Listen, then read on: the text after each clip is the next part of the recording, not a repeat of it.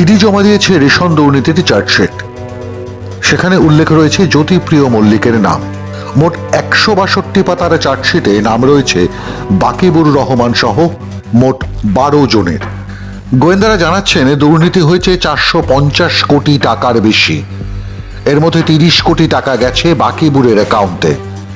জ্যোতিপ্রিয় স্ত্রী ও কন্যার অ্যাকাউন্টে প্রায় 3 কোটি। ব্যাংকে 58টি টার্ম ডিপোজিট জমা ছিল। কোম্পানির কর্মীদেরই কৃষক সাজিয়ে তাদের নামে ভুয়ো অ্যাকাউন্ট তৈরি করে কিভাবে জালিয়াতি করা হতো তার সবকিছুই ফাঁস করেছে ইডি। এখানেই প্রশ্ন উঠছে, এত বড় কেলেঙ্কারির মাথায় আসলে কে? চার্জশিট জমা পড়ার পর এখনো মুখ খোলেননি তৃণমূল কংগ্রেসের নেতারা। একসময় মুখ্যমন্ত্রী বালুর পাশে দাঁড়াতে চেয়েছিলেন, এখন তার ভূমিকা নিয়েও প্রশ্ন উঠছে। বিজেপির মতে জেলে বালুকে চাপ দিলেই মুখ খুলবে গোটা দল।